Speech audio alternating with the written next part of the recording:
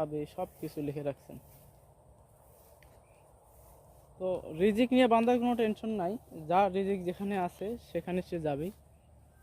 আল্লাহ রিজিক তার বান্দার কাছে পৌঁছে দিবে। রিজিক নিয়ে হওয়ার আনি টেনশন পেরেশান হওয়ার কিছু নাই। রিজিক আপনার কাছে, আপনার যেটা আছে সেটা অটোমেটিক পৌঁছে যাবে আপনার কাছে। মানুষের রিজিক ফুরে গেলে বাঁচে, কিন্তু হায়াত ফুরে গেলে সে আর কখনো বাঁচে না।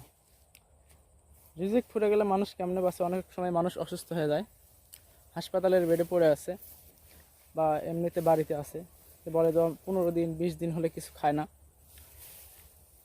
তো এরকম মানুষের রিজিক উঠে গেলেও মানুষ বাঁচে, কিন্তু হায়াত উঠে গেলে সে মানুষ আর বাঁচে না।